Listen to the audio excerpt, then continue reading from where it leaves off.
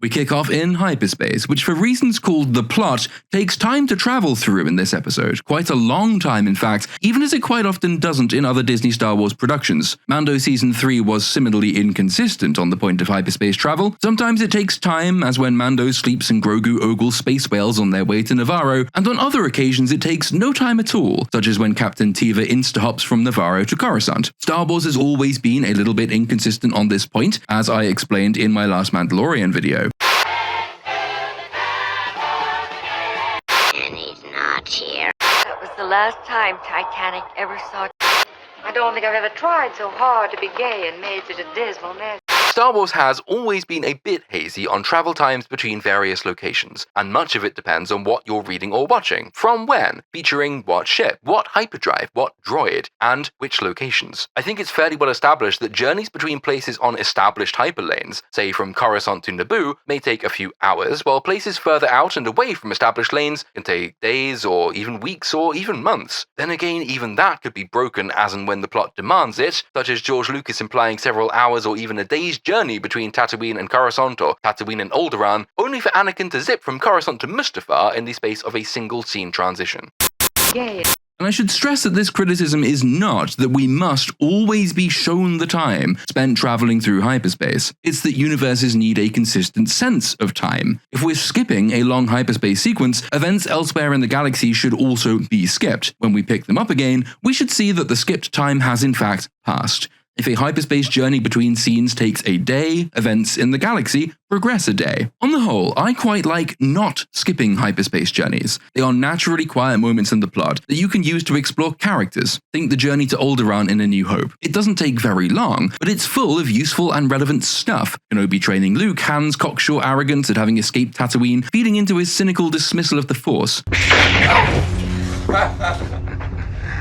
Hokey religions and ancient weapons are no match for a good blaster at your side, kid. Luke in this scene is more angry and frustrated with Han's attitude than Obi-Wan Kenobi is, though Obi-Wan is the Jedi and Luke is not. You don't believe in the Force, do you?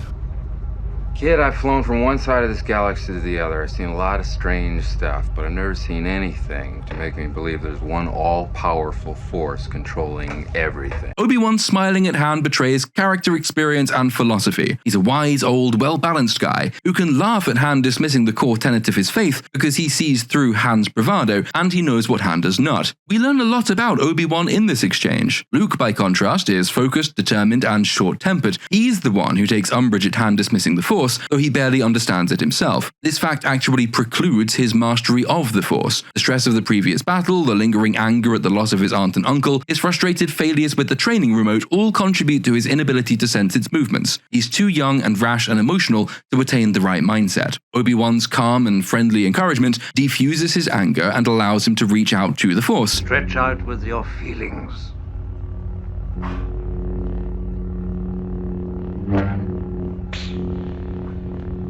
You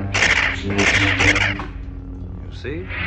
You can do it. The only time Obi-Wan's demeanor is anything less than humorful and tolerant in this exchange is when Han dismisses Luke's success as the product of luck. That's when Obi-Wan says, not quite darkly but not cheerfully either, "In my experience there's no such thing as luck." I call it luck.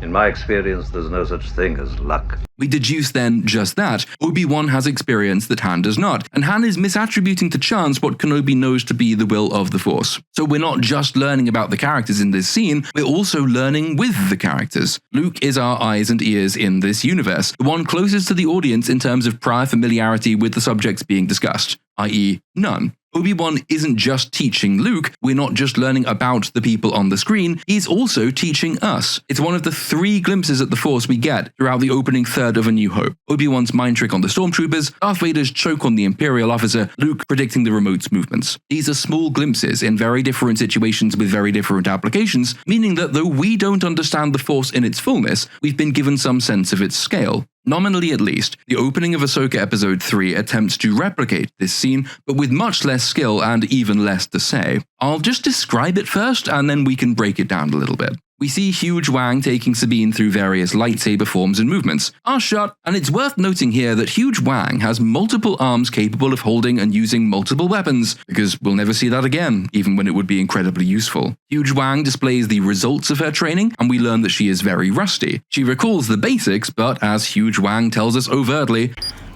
not bad, but not good. It's been a while. Obviously. I see you still remember the basics. Enough to get by? Barely. she barely remembers them.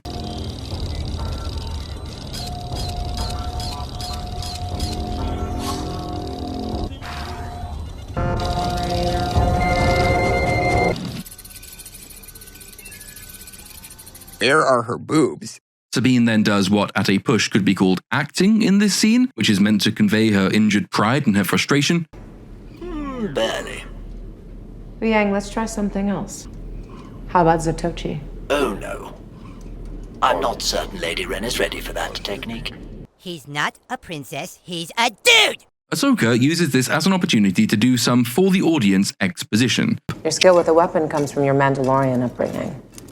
Those skills alone will not be enough to defeat our enemy. She further explains that training the body is not the same thing as training the mind, and learning to wield the Force takes, and I quote, a deeper commitment. When Sabine asks how one learns to wield the Force, Ahsoka says, that is something you'll have to discover. Sabine grasses then on Huge Wang for saying that she's a terrible Padawan, but Ahsoka says that doesn't matter, and she has Sabine put on a helmet with the visor down. This all does look pretty familiar, doesn't it? Sabine says, I can't see, how am I supposed to fight? I can't even see. How am I supposed to fight? Sure does sound familiar too. Our shot. Then Ahsoka begins walking around and talking, ostensibly trying to help Sabine sense her presence, though she also tells her to follow her voice. And on and on and on it goes. Again and again we do it. Walking, swinging, missing. Swinging, walking, missing. Missing, walking, swinging. Sabine getting more and more frustrated until finally Ahsoka trips her over. Sabine is annoyed. The lesson is, anger made you lose your balance. End the sequence. Cut to the title slate. We are now 7 minutes into a 30-ish minute episode, and the show's third episode overall. The opening recap takes at most 90 seconds, so being generous, we can say that that whole sequence took 5 minutes, and that is not far short of a quarter of the entire episode's runtime. By contrast, the scene I described in A New Hope begins pretty much exactly 1 hour into the movie, and in circa 3 minutes, we have the chess game between R2 and Chewie, we have Luke practicing with the lightsaber, we have Han dismissing the Force, we have Luke trying and failing with the remote, we have Obi-Wan encouraging him while Han looks away, believing it all to be a waste of time, we have Luke trying again and succeeding, we have Han putting it all down to luck, we have Obi-Wan's rejoinder. In other words, inside 3 minutes, we get an important amount of information about 4 characters. After all, this scene is also our first proper introduction to Chewie and the Wookiees, on top of everything else. Let him have it. It's not wise to upset a Wookiee. But sir, nobody worries about upsetting a droid. It's because a droid don't pull people's arms out of their sockets when they lose.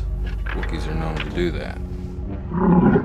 And we also get further development of the Force. We come away from the scene knowing much more about everyone involved, and also the Star Wars universe's most important underpinning spiritual dimension. What, by contrast, did we learn from the 5-minute scene in Ahsoka? And by learn, I mean what information do we now have that we did not have before? Sabine is feisty and impatient, but we already knew all that. We've known all that since episode 1, from her introduction on the speeder bike, to her stealing the testicle, to her clumsy fight with the droids, and to her impulsive attack on Billie Eilish. She's strong-willed, but she lacks talent and finesse? Well, we already knew that as well, see above. She has no aptitude for this sort of thing? Well, I think we already knew that too. This scene actually calls back to the moment we learned it in episode 2. I have known many Padawans over the centuries, and I can safely say your aptitude for the Force would fall short of them all.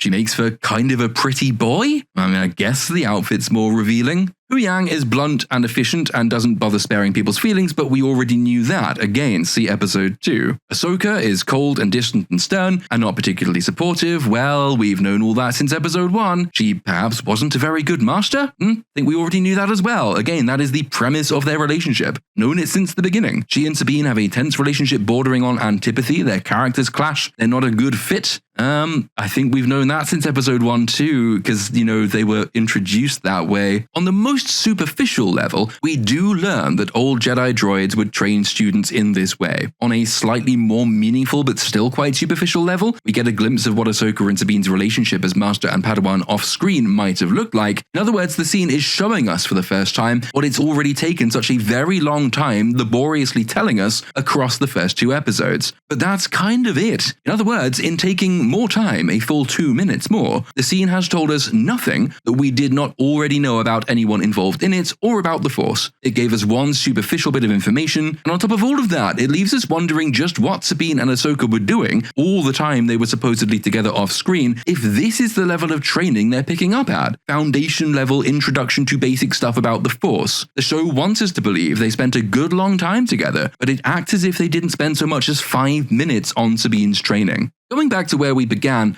this is a hyperspace journey we actually could have skipped, as evidenced by the complete nothingness it tells us about anyone involved in it versus the very, very packed and informative scene that A New Hope spent less time setting up for us. It's symptomatic of the big flaw across the first half of this season. It takes a very long time to establish absolutely nothing. It's really just filling time. It's sometimes a good idea to reiterate points in order to stress them, but if you've already wasted 2 episodes banging on about all of this in dialogue, then stressing the same point in action is pretty redundant. This is a scene that should have replaced 2 or 3 dialogue exchanges from earlier episodes. It's not a scene that should follow those dialogue exchanges. The point has been stressed enough. Further repetition is redundant. Quit wasting my time, show. I mean, sure, Sabine's not bad to look at, but you shouldn't be sitting there wondering if a boredom wank might cheer you up. She's meant to be a character in a Star Wars show, not a generic twink from a gay porn site.